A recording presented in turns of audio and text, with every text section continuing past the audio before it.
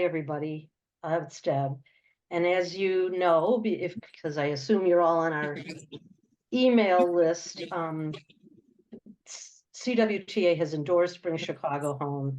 And, so this is a very intense work because we get to vote.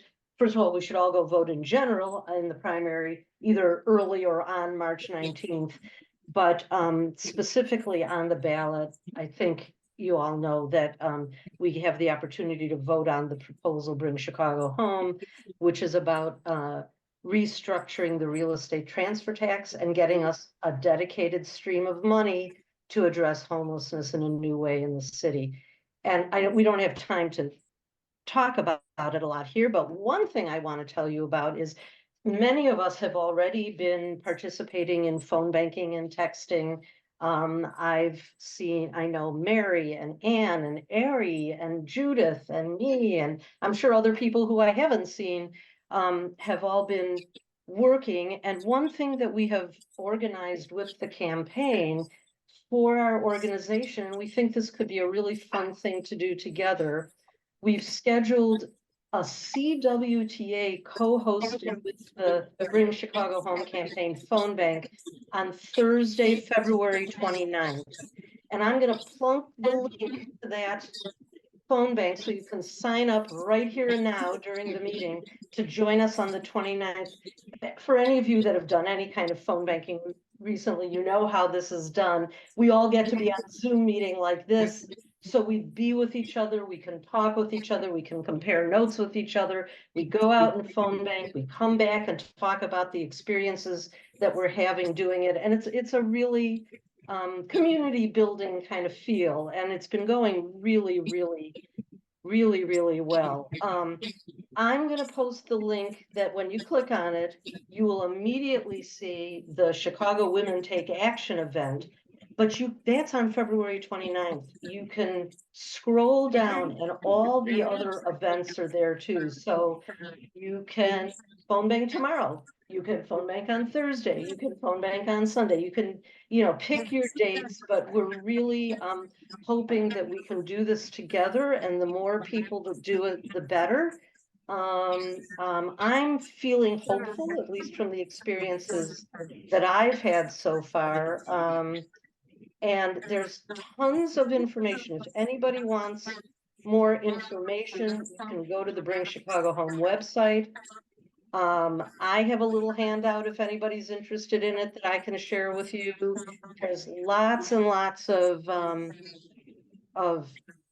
information. So that's enough for me right now. I think Mary can tell you a few other things that are going on with the health committee, but please look in the chat. I'm about to paste the link, and I really hope you'll sign up for this tonight. So thanks.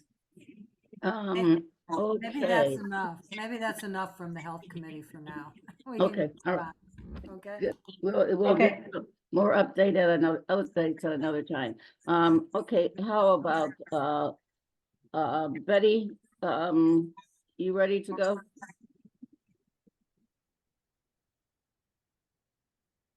I don't have a report for this month. I've got to regroup because Donna's taking a sabbatical. Okay. Anything on the election? Me? Yeah. Are we going to do all that next month? We're going to do all of that next month, but Promote the Vote, which has 44 organizations, is doing a town hall on Wednesday night on Bring Chicago Home, and I will send the email. It's free and it's virtual via webinar, and I can send it to our administrator so she can send it out to everybody. We have 2 people who are homeless, one from Chicago Homeless Coalition, and one other person that's a teenager. And Jeanette Wilson will be the moderator. And we have a slideshow presentation by Carol Levine's husband, Marty. So it should be pretty interesting. It's from 6:30 to 8. Can you put the details in the chat? Yeah, I can put I was gonna put the details in there, but I thought I could just send the flyer with all the details on it. Be Okay. better. All right. Okay, Jane? Yeah, and I'm having some internet, so sorry I'm not on camera. But so on the district councils, we're going to be sending out a notice to our whole list, CWTA's whole list, really asking people to um, um, attend the district council meetings, and to we're looking for 1 or 2 volunteers per district to be our representatives. We're going to be posting that we have a set as the CWTA agenda comes out. We do have some key points. We're going to hope that our district council reps can help bring to the meetings around police accountability. We have been also part of the coalition that has taken a stand. The FOP, the police union, wanted to weaken the law to for them not to have to be follow the ordinance as it is, where there are charges of police misconduct, and the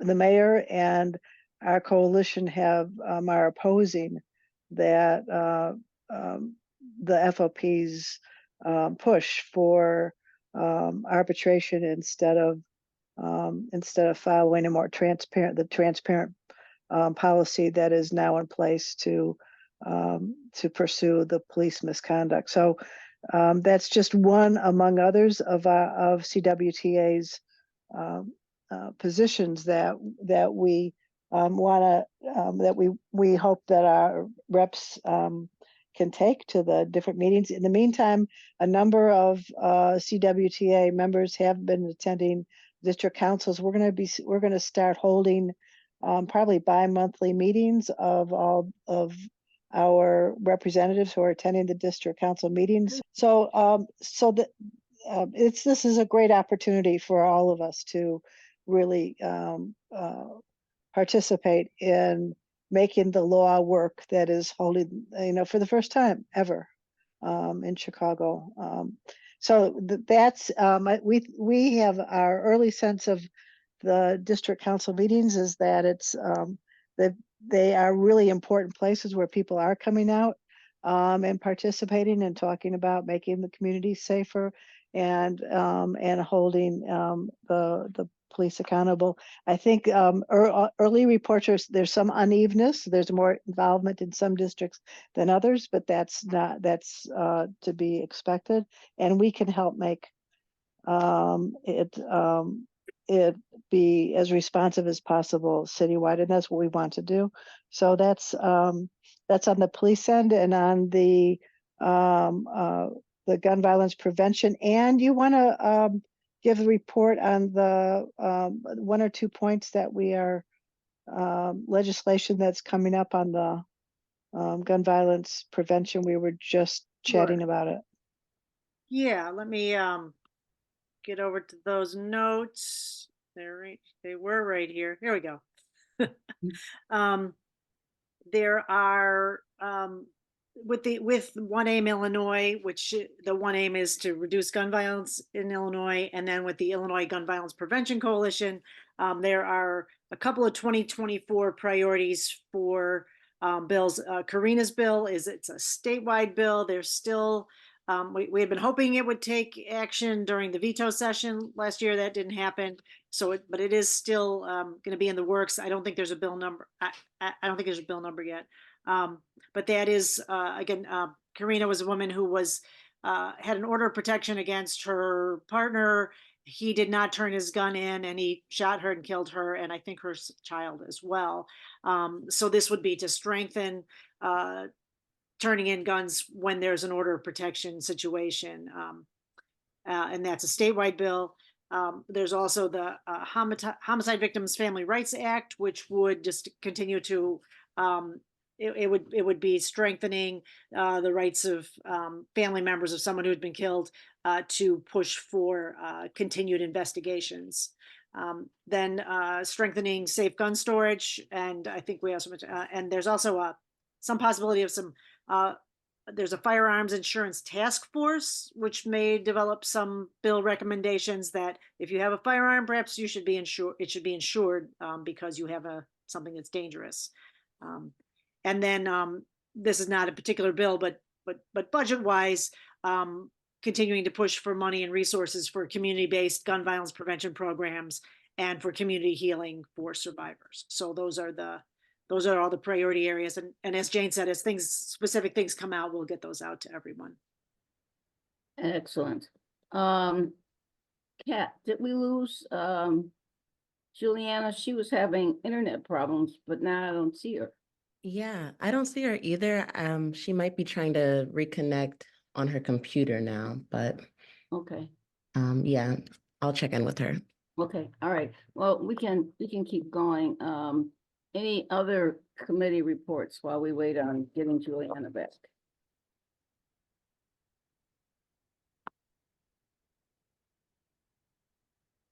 Nothing else?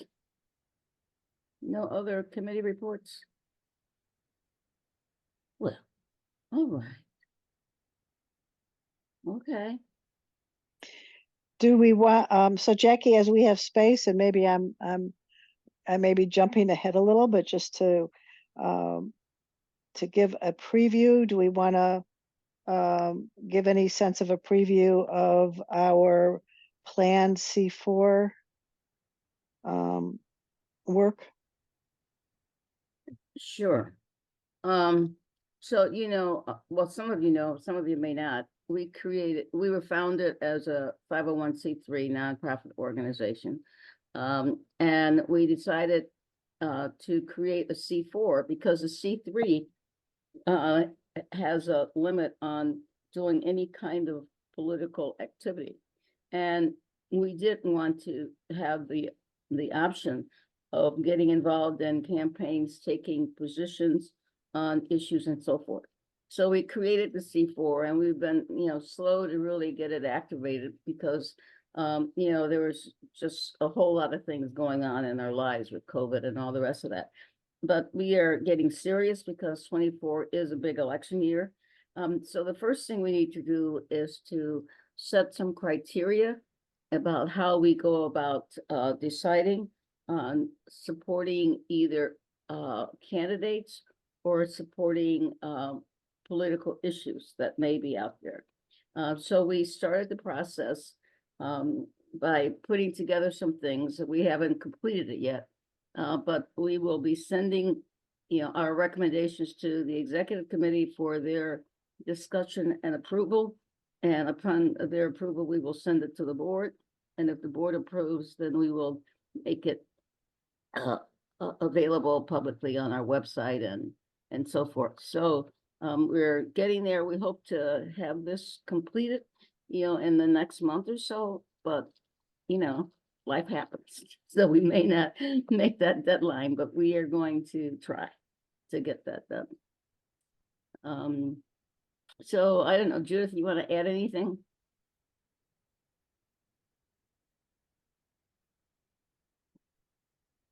Judith, I don't see you, but if you're talking, you're on mute. You are on mute. I see you now. Okay, there. Okay, just that we are, as a framework for, or structure for our decision-making, we will use our agenda, as setting sort of the basic principles for what we look for in candidates in issues. So we're figuring out what that sounds like. And we will present it, discuss it with the executive committee and with the board. So stay tuned. I mean, we just think that this is such an important year. We've got to, but we're not gonna start huge. We're gonna start slowly and try it out and see what works. So anybody have any thoughts on that? you can, because we want to get input from everybody. So if you have some thoughts, share them now, and yeah, we'll put it into the mix as we finalize what this is all about. And let me see if I can get everybody on my screen so I can see everybody. So either raise your hand in the chat or on the screen, and we can have a conversation while Kat finds Julieanna. You know, that always happens, you know, the internet acts up when you need it to be tip top. But- Jackie, I can see the whole screen. I can do it if you want me to. It's up to Okay. you. All right, sure, absolutely. So any thoughts? Those of you who have been involved in organizations where you make decisions on candidates or issues, any lessons learned that we should keep in mind as we go forward to finalize our process?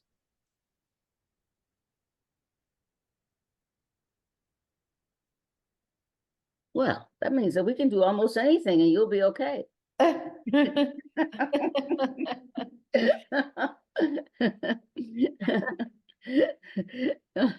No, no thoughts or advice to give us, huh? All right, Marilyn, Eva, I know you have some thoughts. Don't be silent.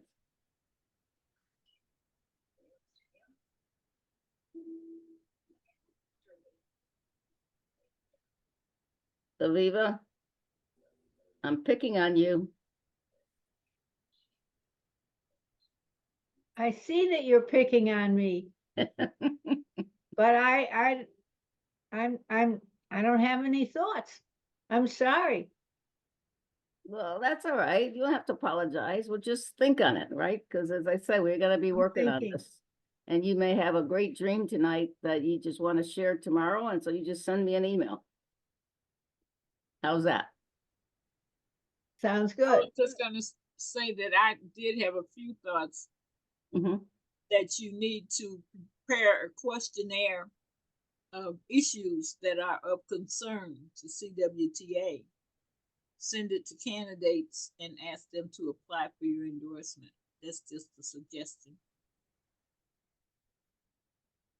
Yeah, I think that's what Judith meant by we're using our agenda.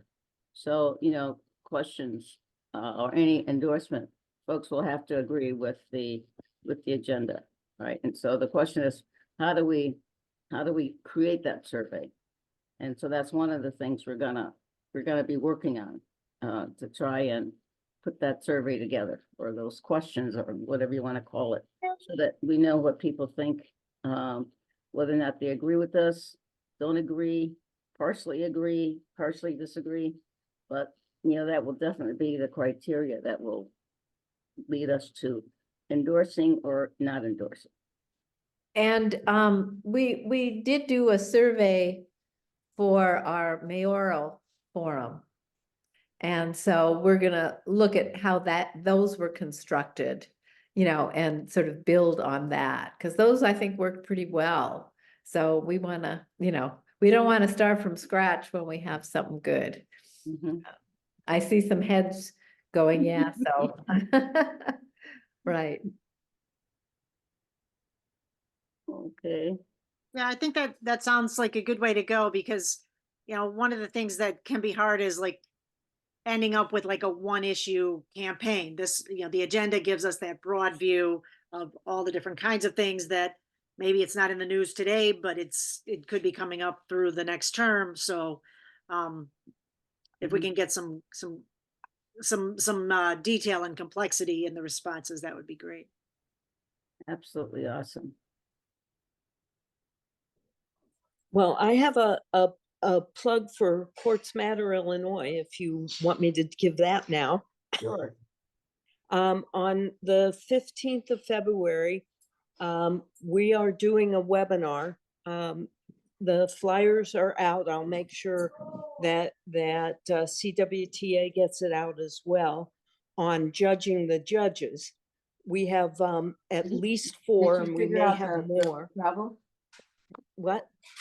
We have at least 4 of the groups that put out ratings on the judges who will be on your ballots.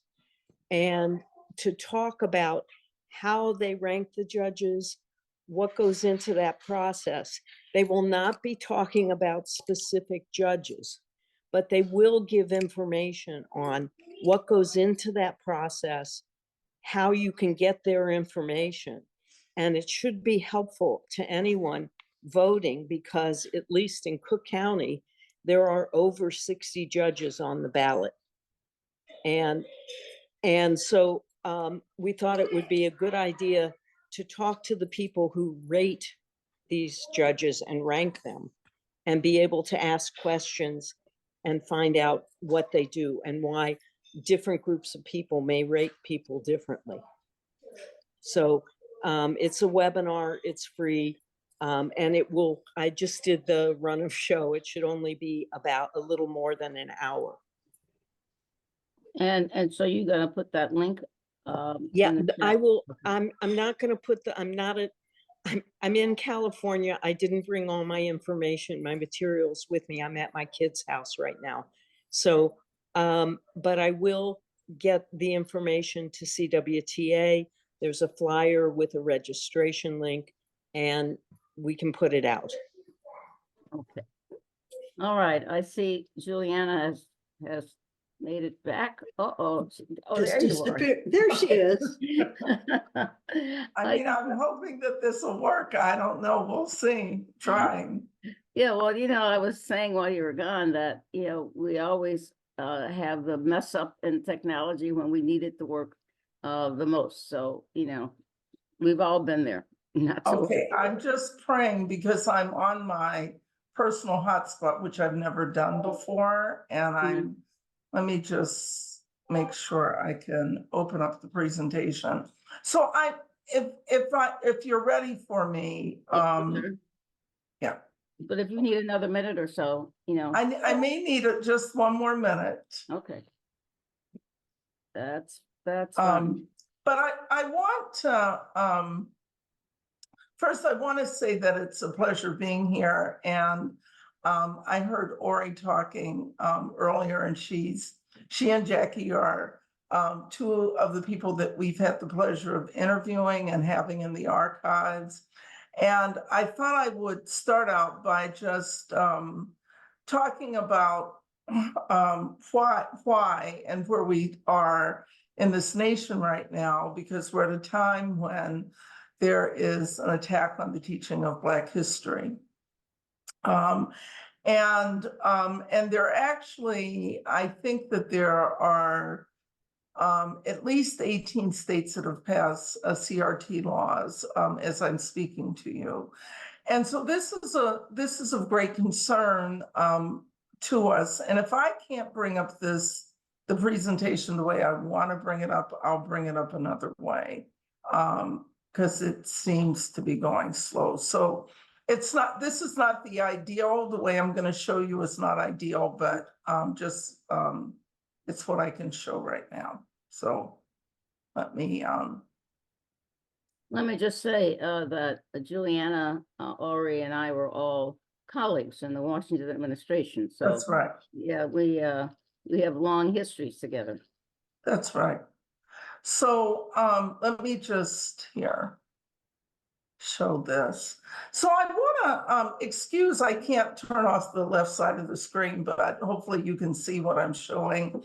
Our focus right now is organization. The organization, the HistoryMakers, was created in actually 23 and a half years ago at my dining room table. Well, actually 24 years ago now, at my dining room table with me out of a job. And you're right, I came into the city. I'm from a small town in Ohio called Newark, Ohio. It's just south of Columbus. We were featured recently on 60 Minutes because there are these mounds, Indian mounds, that are now becoming part of the endangered, UNESCO's endangered sites.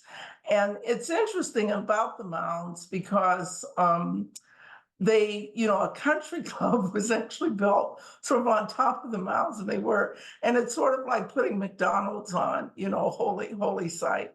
But that's Newark, Ohio, but that's where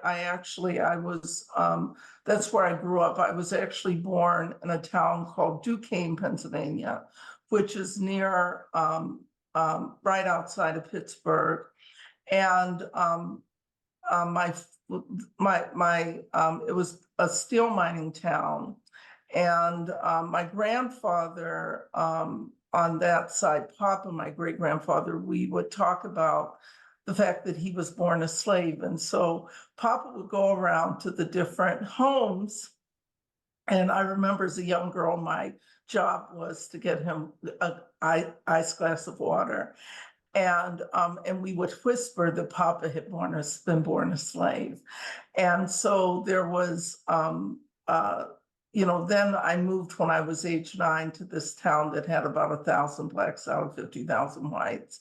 So there were not anything that we studied about Black people back then, except George Washington Carver. And my teacher said he could do all these things with peanuts. And then we studied slavery. And so my 9-year-old brain could not wrap my head around that he could have done all those things with peanuts when all we had been were slaves.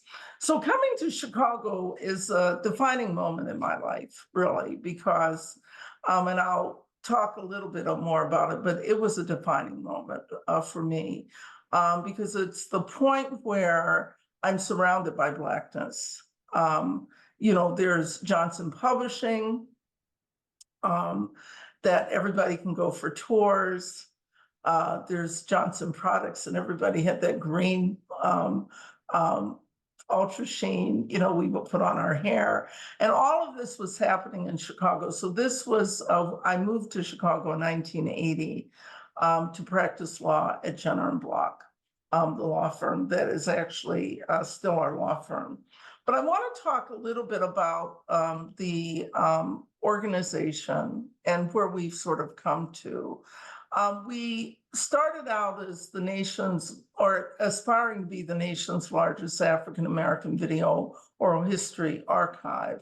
As I speak to you today, we now have transitioned to the digital repository for the Black experience. I'll explain that. I'm gonna have to roll down. So we're a 501c3.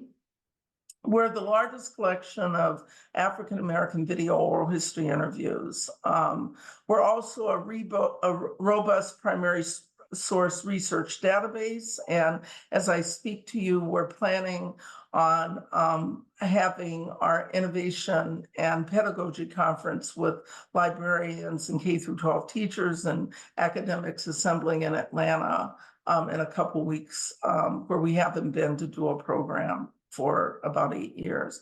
We also a rich data set for the digital humanities, and I'll explain that more. But let's say in the academic side, it's called digital humanities. On the commercial side, that's called AI. And I'll talk a little bit more about this.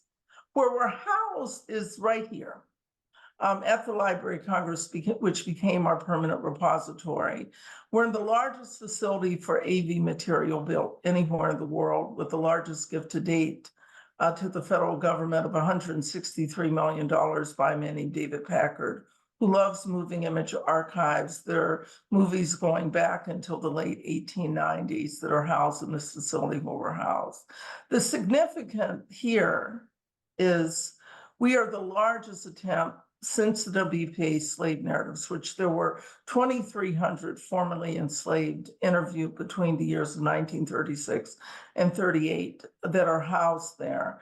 But I had worked so hard on the project, and I remember going to Mexico after we had shipped everything off, and there were these boxes and boxes and boxes. And I remember after I'd been there for about a week, I woke up in the middle of the night and I go, oh my God, I talk all the time about the WPA slave narratives, but essentially with this act of our collection going there were the stories of the formerly enslaved. and the stories of the descendants of the formerly enslaved. And so in a way, I consider a lot of our work just sort of by the enslaved ancestors above, that we would end up in the same place as that. And so they're really happy to have us. But the other side of the equation is, and this is what I'll talk about more, is that we really, there's not a lot of Black people in our nation's libraries, museums, and archives. And I did not, it took me about a decade to sort of figure that out. Just as, and I see there are women here on the call, women are not well documented either. And I've been talking, I'm part of the Chicago Network, which Ori had a role to play in me being there, not a role, the role to play.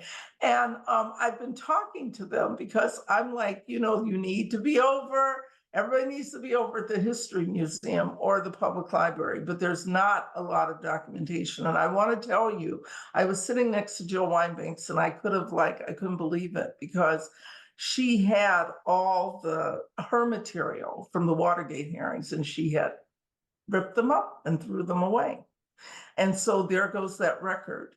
And so I can't talk enough about the records and the preservation, especially because we seem to do photo albums. I'm just not sure what happens after that. So I want to tell you real quickly what is a history maker in our world. In our world, they're all Black. Or Black or African American identified in that way. But we look at people who are leaders, someone who's made significant accomplishments in his or her own life, and then people who are associated with a particular movement, organization of our time that's important to the African American community. We have thousands and thousands, and hopefully, if everything works out, I can show you our digital archive. But we have thousands and thousands of subjects that are available to be used. And actually, if you get an electronic library card, anyone in the city of Chicago can access our digital archive. And if you put in, and I'll show you this if I can, if you put in Chicago, literally 23,000 stories come up about the place. These are our 15 different categories. We have from fashion and beauty to civic. A lot of the discussion were, as I was trying to get up, was about civics and also politics.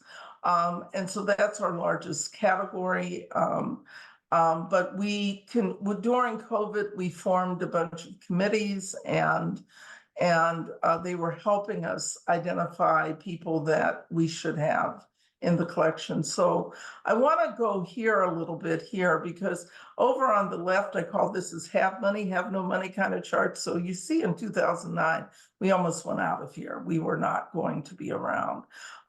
We actually ended 2023 with 187 interviews. In terms of the collection, the earliest recollection, meaning someone's memory of their family history, goes back to the 1700s. We've done interviews in 451 cities and towns across the United States. The youngest person at the time of interview was Aisha McMillan, prima ballerina out of North Carolina, and the oldest at the time of interview was Louisiana Hines, a World War II Rosie the Riveter. We have 800 less women than men, which is an embarrassment to me since I'm a female. I got George Johnson of Ebony. I could not get Eunice, sorry.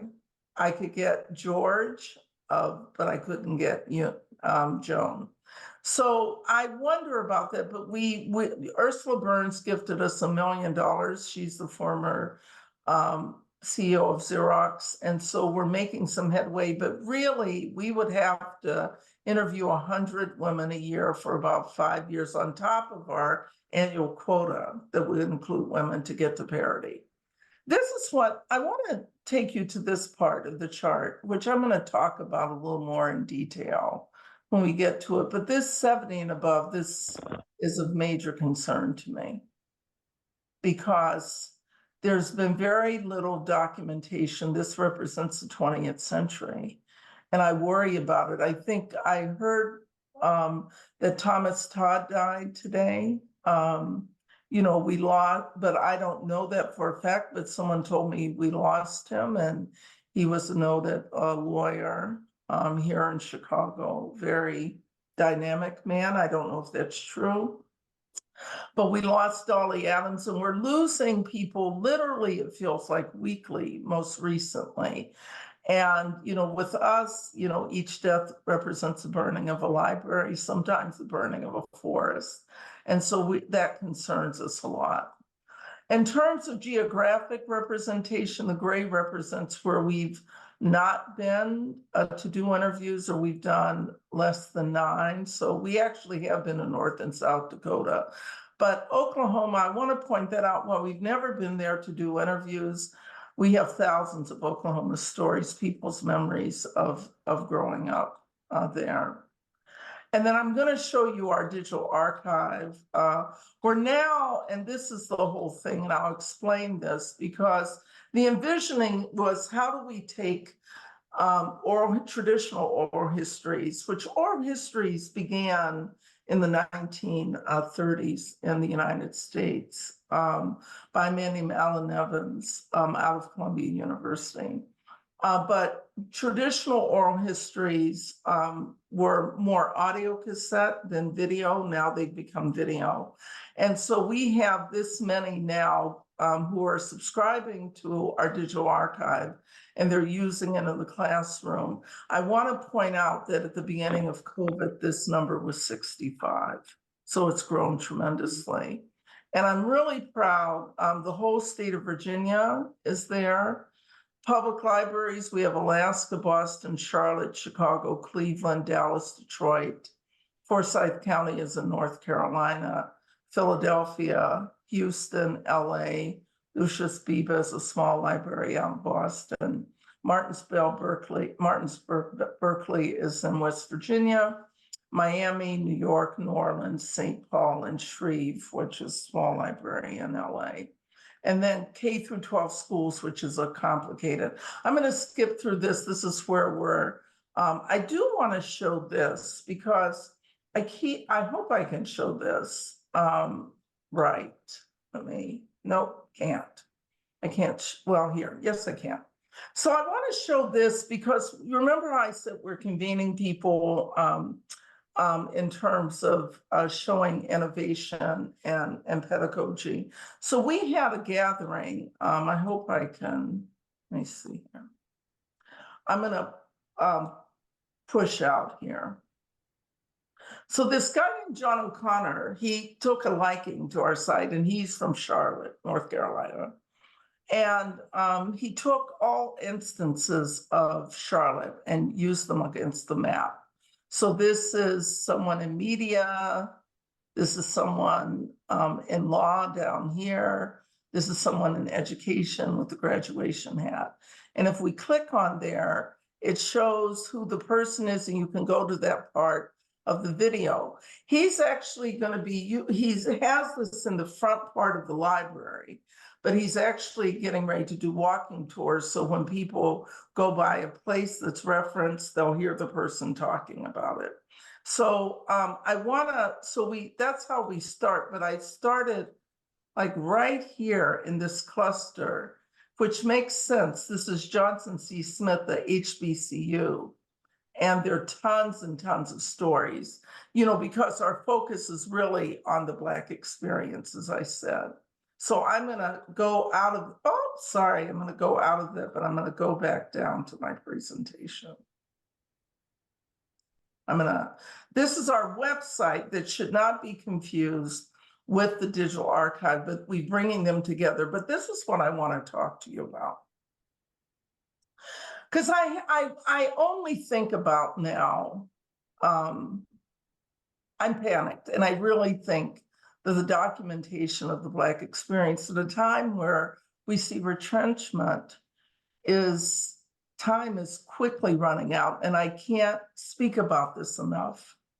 And I want to point this photo that was sent to me by Andrew Young's sister-in-law, and it had gotten during the the George Floyd days of our COVID pandemic. It had been ripped off the building of Andrew Young's brother, Walter Young, by young activists saying that these were has-beens.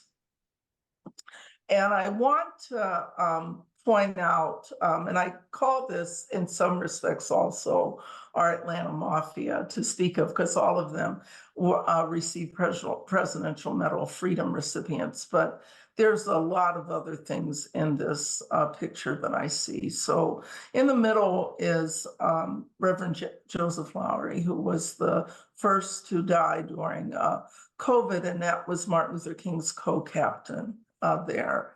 But he was the first one to pass away. When I look to the left, that gives me the chills, because there's Reverend C.T. Vivian next to Congressman John Lewis. And they literally died on the exact same day in the order that they're pictured here. C.T. Vivian is at the beginning of the day, the very early morning. John Lewis is in the evening, almost like bookends. The crazy thing about it, and I'm not sure where C.T. Vivian's papers are, and you'll hear me now referencing papers. And these, when I reference papers, it's a colloquial term by librarians and archivists that represent our personal collections, the things that we take with us through our lives, that we keep for another time or to share, or that have meaning to us, because otherwise, why would we save them? These are what we call papers. And they even include speeches, photographs, scrapbooks, correspondence, video, audio cassettes. That's what they include. So the thing about it is, I had presented this picture at the Organization of American Historians, and I need to be told when to stop too, or when I'm running out of time, because I was panicked about not being able to show things. So tell me when to stop. But I wanted to say that I showed this picture, and Arnold Rappensalt, who is a very famous historian, attended. Little did I know at the time. And so I was sheepishly, when he told me he was working on Congressman John Lewis's biography, and which was just actually, it just came out. I read that it had been published in the New York Times on Friday. I asked him sheepishly, did Congressman John Lewis have a repository, a collection? He said no, to my horror, not amazement, but horror. And so I want to take you to the right, and that's Hank Aaron, a baseball legend. And I was just talking to his wife, Billy, who I'm talking to her about her papers, but it seems like the Baseball Hall of Fame did the right thing. They came and got everything. I don't know if childhood personal things, but they got his papers, which is a good thing. And then next that is Andrew Young. He's the only one living of the people pictured here in this photo. He believes in archives. He chose the public library, the Auburn Research Center, to house his things there. But as I remember last talking to him, which was several years ago, well, more than several, probably a lot more than that, maybe a decade ago, he told me he had a warehouse and a half that had not gotten into any repository, and that's a concern of mine. So why this concern? And what I've come to is understand that society favors those who have documentary evidence of their value. Remember President 45 calling shithole countries. That's not showing much respect for people. But if I were a Whitney or a Ford or a Rockefeller, there's no question about my value to society, because my name is on not only foundations, but buildings and all kinds of things where people have been contributors to the good of society. But what about those of us that are not viewed in that way? And so I started to then understand, as I started to go around, because I get my thing from visiting archives. And when I visit archives of any kind, I'm asking them what they have about the Black experience in there. And that has been traumatic to speak of, almost sometimes laughable. And I'm going to give you some examples. But even at the Library of Congress where we're housed, they really don't have a lot about Black people. And the librarian who we know, Carla Hayden, is from Chicago, could never produce a list of what they have because maybe they aren't classified. But this is basically, they've got the W.P. slave narratives. They've got a little civil rights, a little music, not a huge amount, but that sort of replicated. So I'm gonna give you some examples. So this is not casting aspersion on any institution or anything, because I can tell you that in the city of Chicago, outside of our wonderful Carter G. Woodson Library, that if you look at the institutions around, there's no Black people on them.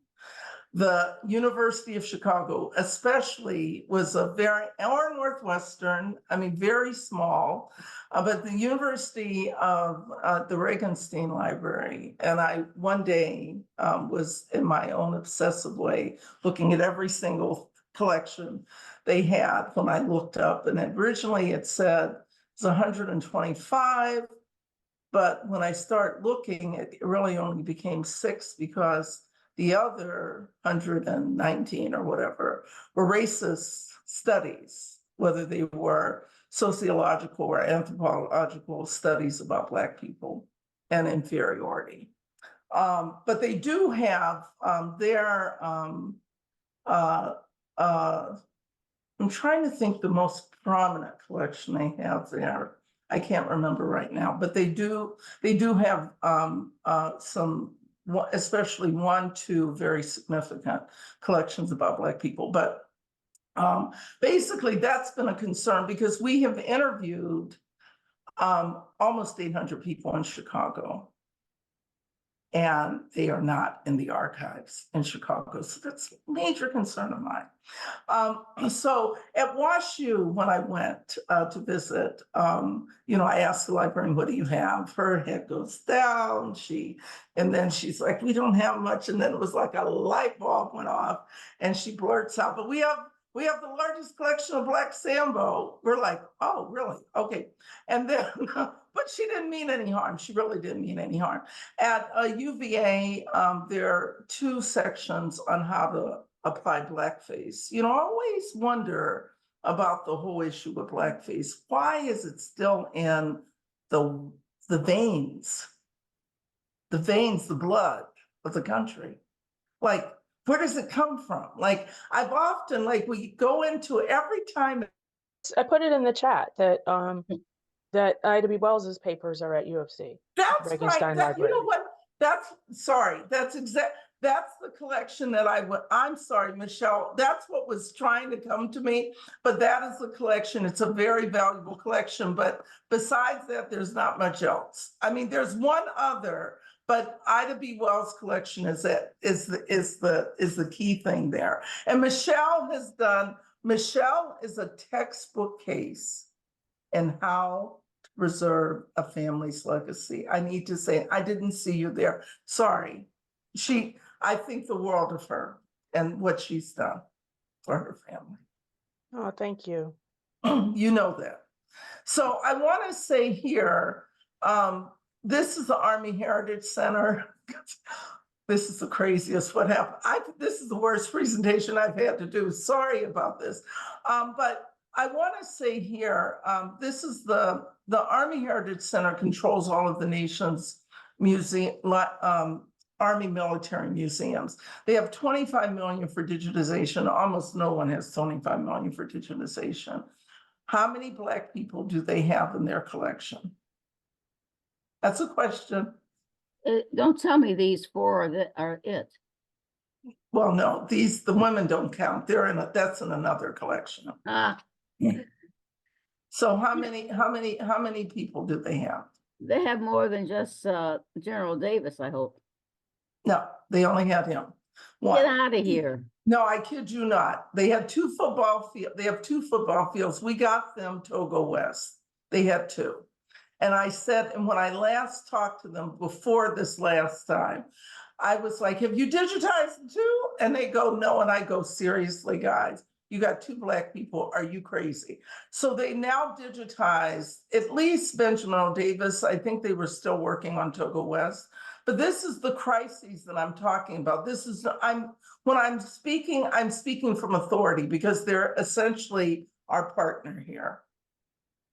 So I started to get worried because I was like, not only less, I'm talking about a fraction of 1%.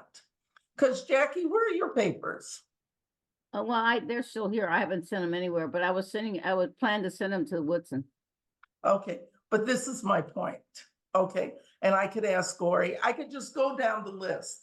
Most of the things are nowhere. So I got Angela Davis into the Schlesinger Library. No one had asked her, you know, and she had 500 boxes. They have them. Schlesinger did a great job. They have them already. And then I got Jesse Norman into the Library of Congress, and Tom Burrell heard me speak at Martha's Vineyard, where I've been using that as my bully pulpit, though we did have a program at the Logan Center here about the urgency. And he took himself to Duke. I don't care how people do it. He took himself to Duke, where he's the only Black person in the collection on advertising. So my thing is, we have a crisis. Okay, if I've not proven we have a crisis, I could give you lots and lots and lots of other examples, but we have a crisis. And so our focus right now is, how do we preserve 20th century African-American collections with 21st century solutions? And digitize first and process second, which is heresy in the world of archives. But I'm like, if we don't do something, we're going to be in trouble. The other thing is, how do we use AI? And we're actually a user of AI at the HistoryMakers, and machine and assisted learning. So I want to just, so our thing right now, and this is, this is work during COVID, but we have the oral history interview, we have tons of data, and we have, if in the digitized material, we can tell a more complete story.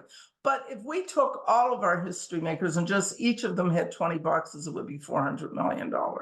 So this is, I put together this little team of people who have been marvelous because they've been willing to meet every, monthly and every other month. This was work we did during COVID. Marilyn Dunn, who's the former head of the Schlesinger Library, Bernie Riley, former head of the Center for Research Libraries in Hyde Park, Howard Dotson, the Schomburg, who I was just talking to today, and Dan Johnson, who's our consulting archivist. This DT Digital Transitions is one of the most sophisticated of digitization companies.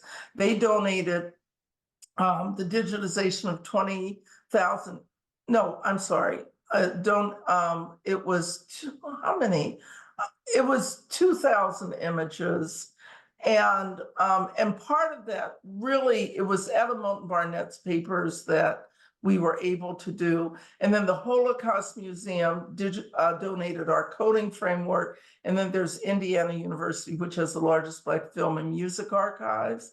And it's the only university where the president allocated $30 million to digitize all the AV material. And I'm gonna now, if God will help me here, I wanna,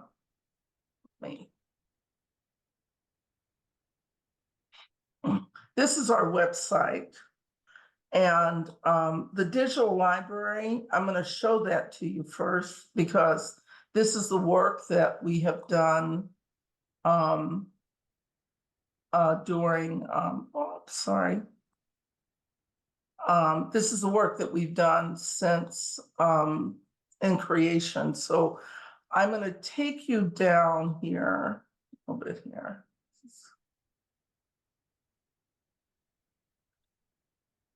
And so we're the digital repository for, I'll come back to Etta Moulton, Amy Tate Billingsley, Stuart Rankin, there's Jesse Owens material on there.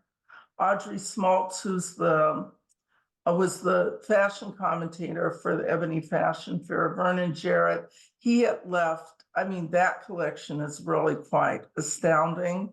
He had left all of his AV material, so their Operation Push, all of that, we've all had digitized. There's George Johnson, Isabel Neal, Dory Wilson, Marie Brown. I mean, those names are known here. Isabel Neal, I think people know. Dory Wilson. Marie Brown is the most well-known literary agent. Barry Rand, Sonia and Walter Young, Manfred Bird. And I want to say he was the first Black superintendent in Chicago. Yeah, before. Is he first? Was Ruth Love? No.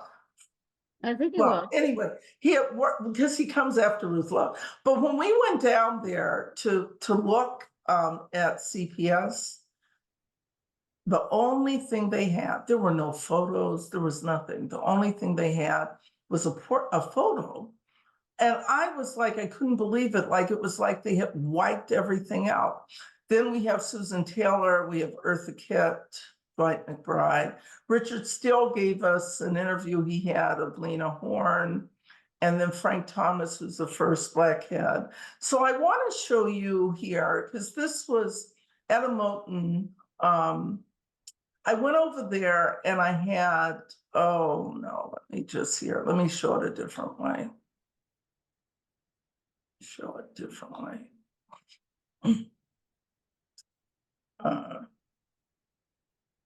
Okay, I went over, because Etta Moulton, I had gotten to know,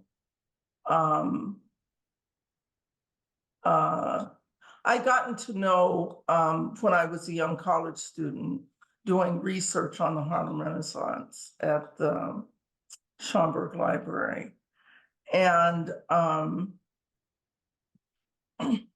when I went over that day, because I didn't really want to go, I had a breakdown, sort of, because, it's one thing to like the clothing and the jewelry and all that, but your family heirlooms, no way.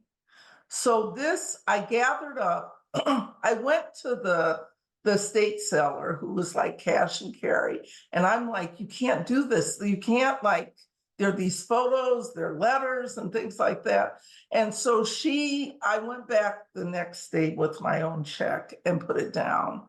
And these are some of the things that came up. And this is a painting of her husband, Claude Burnett.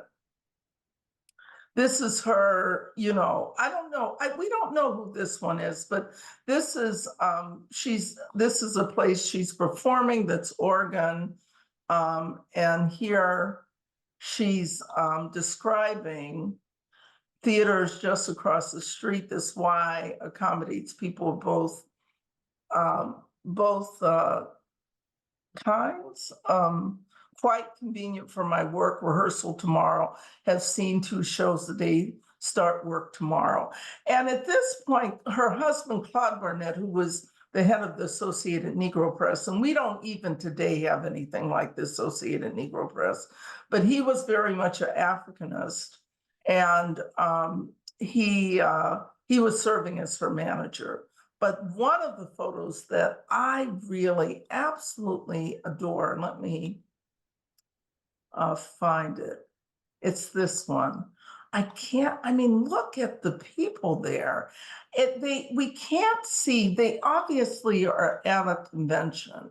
Maybe it's an ACP, but you see the photographer up there, you see the lady photographer here. They're all dressed in their finery.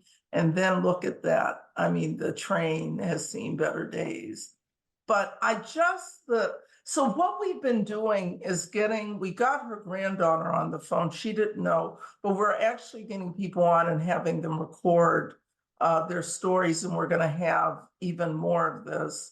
But this is our attempt to try to stop the destruction of our visual history that will go along with the things. And we're hoping that if we can advocate and to an individual family, to institutions. How do we rescue? The collections that we're talking about. We actually, let me just show you real quickly. Eartha Kitt, who we had gotten to know, her daughter Kit, from working on An Evening with Eartha Kitt. We still are waiting to take possession of things, but Eartha was, has all these scrapbooks. So we've digitized all the scrapbooks and they're now, accessible here, year by year. And, but we still have, I think we've done like 24, but her daughter still has about 100 or something to send to us. And then we'll look for a physical repository. We're just looking to be the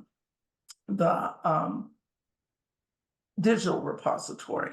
So I wanted to show you that if there are questions, but I want to take you last but not least,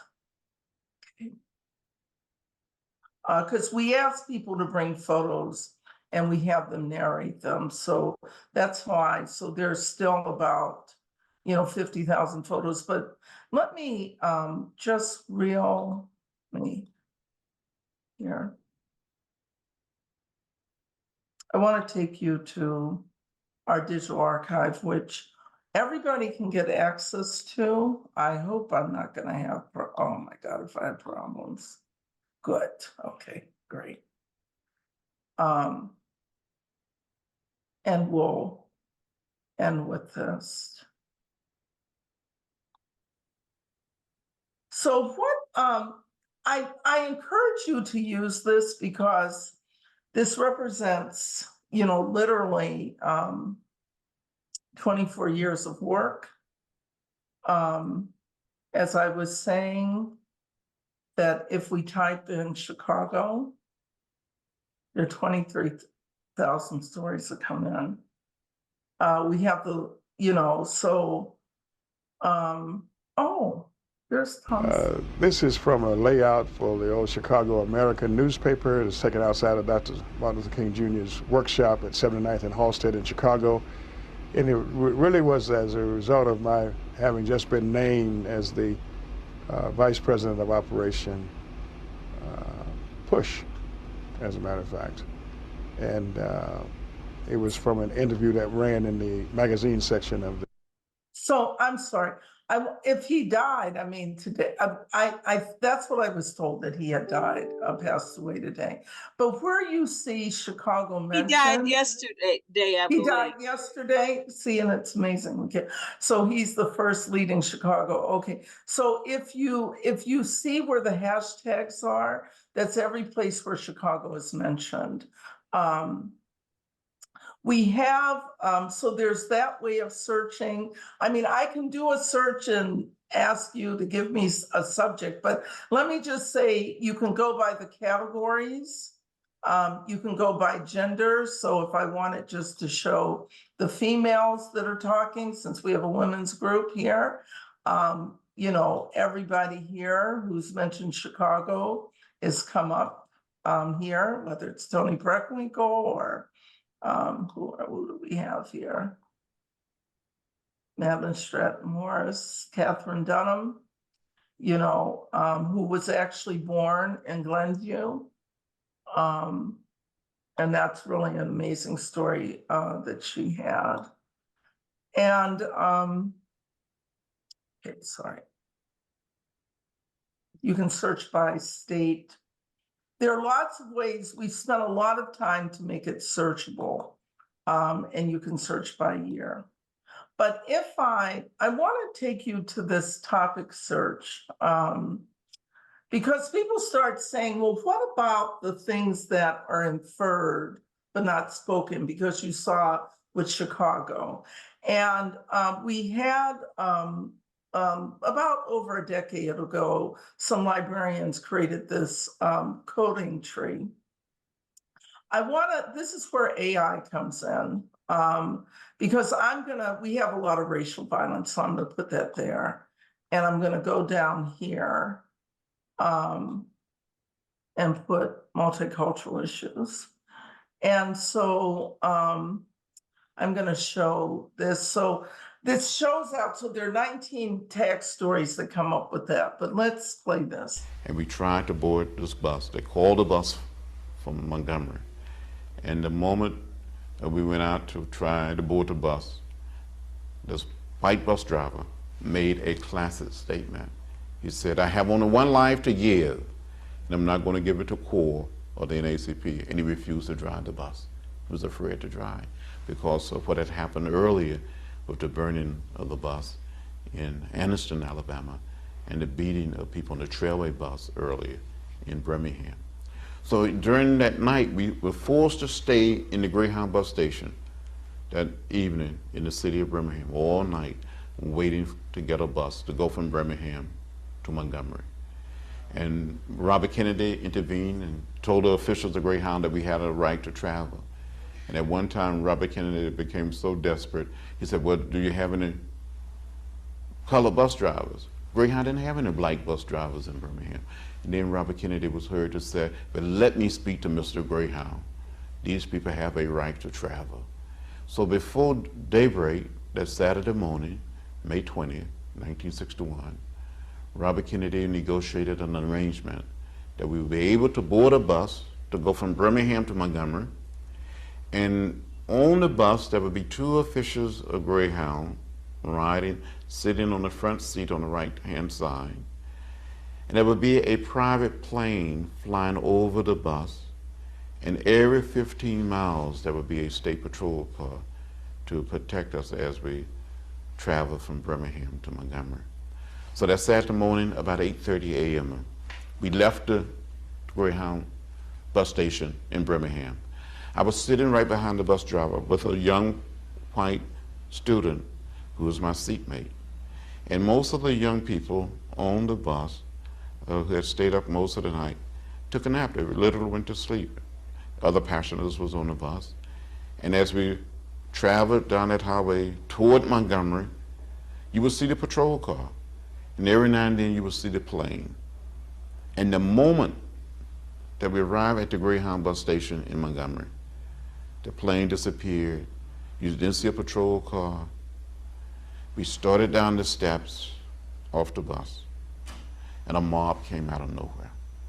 So I'm going to stop here, but this is about racial violence, even though we don't have anything that says there. So the question is, how do we get into the corpus and how do we make it work? The other thing is that you'll see if I turn here, I have this set up that it will play all the way through to the end. And then we have this whole thing of favorite clips. So these are some of my favorite clips that, I've listened to and accumulated. And you can share that with other people, in your, like anyone with the library card, you could share with it. I want to stop here to see if there are any questions and to say that we're in these really perilous times right now. And many of us never thought that we would see the times we're in. And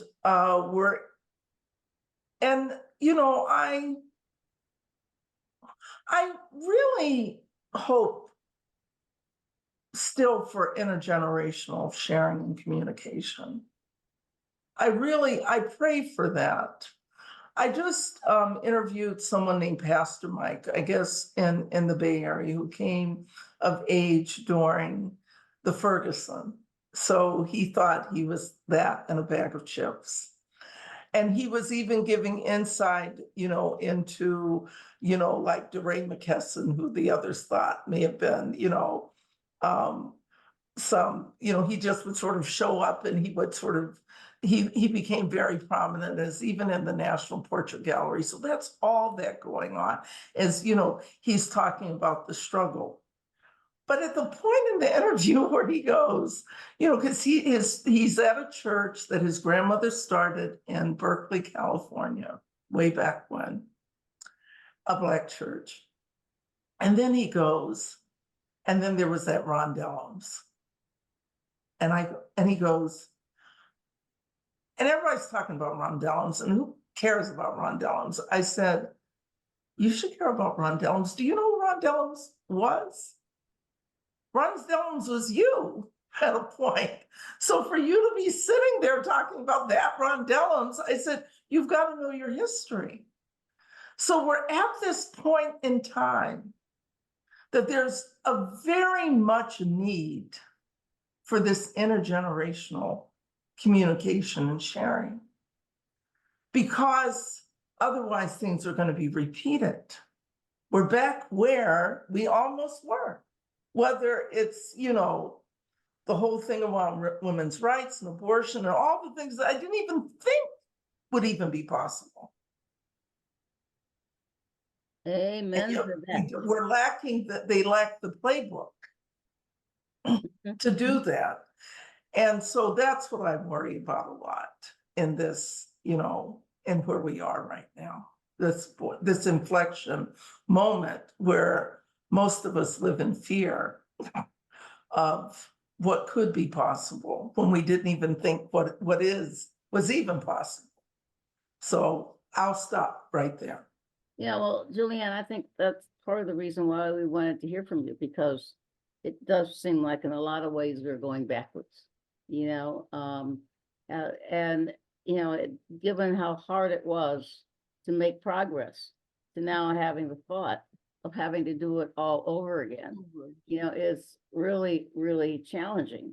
And for the younger generations, it's really scary, you know, like, you know, I was of the Jane's generation, right? When, you know, there was the whole movement here in Chicago that, you know, kind of like seeded itself across the country of helping particularly young women, particularly college women, you know, get access to abortion care when it was against the law. But, you know, it was a time when I also experienced the coat hanger as a main of aborting, right? So, you know, and a lot of young people now don't know about that. I mean, they know about Roe v. Wade and they know about that, but they don't know about what came before, right? The whole, you couldn't even get contraception. I mean, young folks don't know that contraceptions was against the law. And we now are back to, you know, the whole movement to get rid of the medical abortion pill, right? You know, it's like back to a future that we don't want to have, right? So anyway, I'll shut up. Let's see if people have questions. If there are questions, I really worry about it, but I really think it's the it starts there, even though there is, you know, like if you talk to most Gen Zs, and I've got them working in my office, and I've done this in cabs, like I go, you don't like baby boomers, do you? And I go, you want them obliterated off the face of the earth. They never say no, they go like that. So they never. So I've determined in our office that we're going to have intergenerational communication, because that's the only way that this is going to work. But we need it in society. And I worry about the Black community. I worry about the church that is not the church anymore. I mean, I just worry. Yeah. I wish I had answers, but there are a lot of answers in the collection. There are a lot of things that are similar. There's a lot of answers there, but. Okay. Deb, you have a thought? I have a question too, Jackie. Okay. Yes. Go ahead. I just want to know, how can I, John Q. Citizen, help you? What could we do to assist you? I need lots of assistance. Like I spreading the word. I think even getting in and using the collection would be helpful, because I think, you know, like we always were wondering what was missing. contribution, spreading the word. I mean, those kinds of things make a big difference. Even I'm looking someone who is an editor who can help my young people because, you know, we have to, there are about 1,300 interviews we have to add to the digital archive. And so the reason I haven't gotten started, because, you know, they have short memories. I mean, they're good with technology. They're good with technology and their hearts are there. They really think this is sort of neat and nifty, you know, to be part of the employee, you know, our office. But it just would be helpful if I had someone who could, you know, edit their work or look at the transcripts and make sure they're describing things right. But but most people say, oh no, that's too much work. I've been there, done that. So that's the thing I'm sort of struggling with. But I really, we would not have been around as an organization had people not believed in the mission. We're just getting to the point where foundations are starting to fund us. For lots of years, they weren't funding us. So we had to be funded by, you know, our Evening With program. So I'm not doing the Evening With program because I've got all these wonderful stories. And I really, the other thing is that, you know, I'm asking like teachers, you know, like to find themselves in the digital archive. And they may say, well, I'm not Black. And I go, but can you find something about yourself? Were you born in, you know, a place? Is it similar? Even if it's outside the country, if it's China, you may find something. So we're finding that helps with the students. And that's the only thing I would say. But this has been a marvelous journey, but I'm hoping that we can be the leader in other lost American stories. Yeah, I wouldn't mind coming, you know, once a week or something to sort of help edit. I know as I was listening to you, I'm the only person left in my family who remembers my great grandmother who was born a slave. Everybody else has died off. So, you know, where I used to talk about the old people, now I'm the old people. Right, right. You know, right. But I'll call Sasha and see if she can think of something I might be able to do. No, we're open.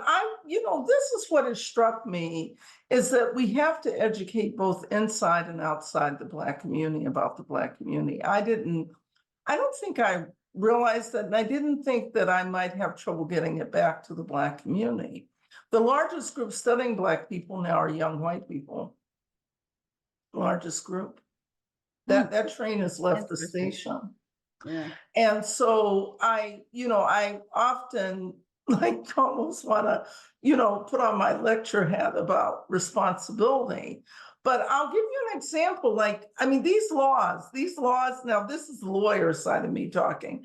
Like those laws, once you get them on the books, it will be impossible to get them off because they're just not people there that are gonna, I mean, not at the state level. In fact, this period of time to me is so fascinating from a legal perspective when I'm not frightened.